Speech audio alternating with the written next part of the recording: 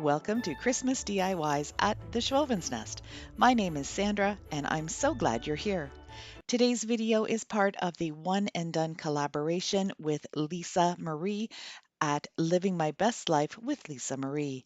Please go check out Lisa's channel. She's doing some amazing Christmas DIYs, and she also does some gorgeous dupes and looks for less.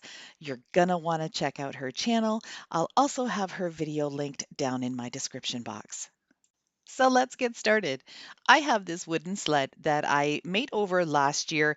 This is the third time that this is getting a makeover, but that's what I like to do with my projects. I like to use them one year and then make them over for the next year.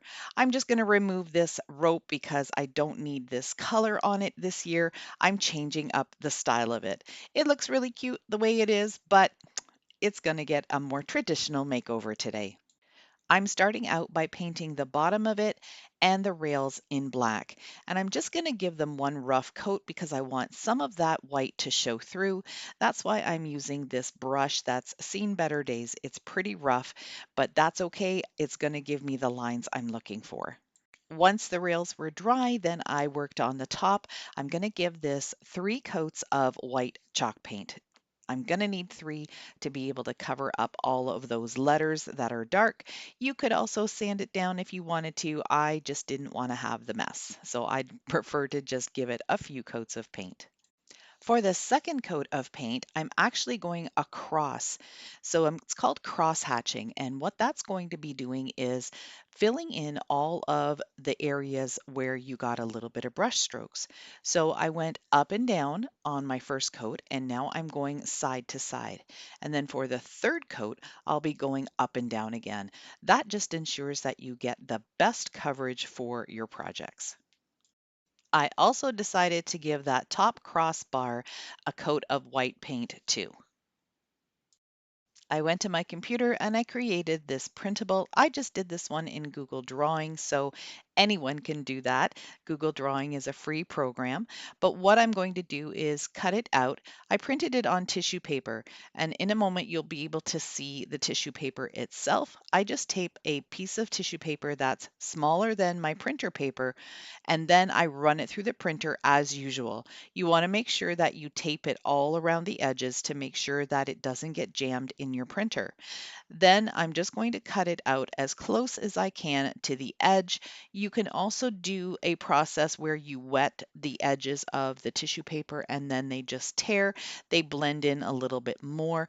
I'm going to try that, but I decided that this was quite a big project and I didn't want to take the time to do that today. Once I've got it cut out, I'm going to just place it where I want it to be. Then I'm going to just take some Mod Podge and I'm going to put a layer of Mod Podge on the sleigh first, and then I'll lay the tissue paper down and then very gently, making sure that my brush always has some Mod Podge on it and it's not dry, I'll be working my way out from the center and putting another light coat of Mod Podge on the top.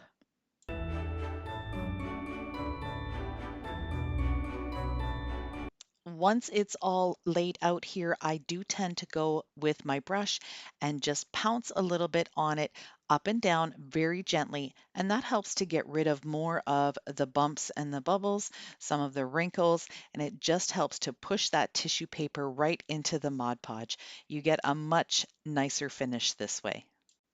To put a hanger back on, I'm going to use some of this pure white cotton rope. I'm going to just feed it through both of the holes, create a knot on the outside of the rails, and that can be used to hang it up.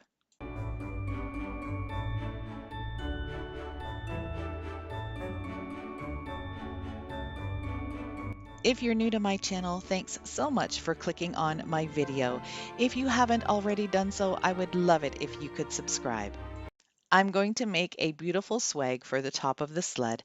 I'm starting out by using a garland tie from the Dollar Tree, and I've just bent it into a V shape. That's just so I have something to glue all the other stems onto. These are some pine picks that I pick up on Amazon. I'll have the link to everything I'm using down in my description box. I'm going to add some additional different types of pine picks. Again, these are an Amazon find, so the link will be in my description box. And I end up cutting these down just a little wee bit because I wanted to put them in between the other pine picks, but they just seemed a little bit too long. This is some holly that I'm working with. I'm just pulling off the little cheapy plastic berries because I'm not going to need those. And then I'm going to just start gluing it a little bit in the center. I want it to kind of fall down. So I'm just going to be trimming it a little bit and then adding some pieces to fill in this swag. Now it's time to add some of these gorgeous dark red pip berries. I love using pip berries at Christmas time and actually any time of the year. So whenever I find some, whatever color they are, I usually grab some. These came from my local Dollarama store, but I know the Dollar Tree carries them as well. I added a few of the frosted pine cones that you can get in a bag at the Dollar Tree, and now I'm just adding some additional greenery just to fill in any of the empty spaces. I love the look of some frosted stems, kind of the snowy look, but I don't like using any of that glitter or anything like that. So I end up just using my paintbrush and I kind of just pounce on the different branches. You can see here that I'm just kind of pushing my brush into these longer stems, and then I'm just going to dry brush a little bit over the holly leaves too. One thing that I find I can't do very well is make some pretty little bows. So I'm taking some of this ribbon. I found a tutorial online. I'm holding down the tail with my thumb and then I'm wrapping it around twice. And now I'm going to hang on to both of those edges. You take this next little piece and you push it through your fingers so you can get it and grab it at the back. Then you're going to bring it through the front again, go around your finger, pull it into the loop, and then make sure you get that loop on the outside of your fingers. Then you'll pull that piece out and around your fingers and then pull it back and forth to tighten up the bow. And look at what you're left with. This is the cutest little bow. I'm so excited that I finally figured out a great way to make some bows. I used a leftover piece of the gingham ribbon to put these jingle bells on. I fed them through the back, but I'm just using a little bit of hot glue to hold them in place so they don't flop around.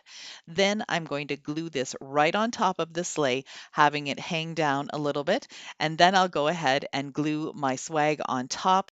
The last little details was to add some of these clear plastic snowflakes, and I did end up painting them red just on the top a little bit, and I think they turned out pretty cute.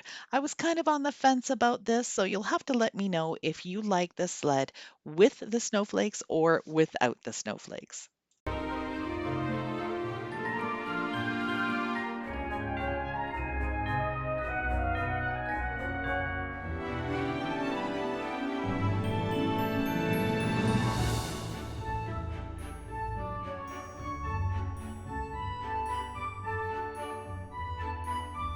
I hope you enjoyed this Trash to Treasure Christmas makeover, and I'd like to thank Lisa for inviting me to her one and done collaboration. If you haven't already done so, please hit that like button. That tells YouTube that you like what you saw and they promote me more, which helps my channel grow. Don't miss out on any of my future videos. Make sure you hit that notification bell. I've got lots more DIYs and decor in store for you. Bye for now.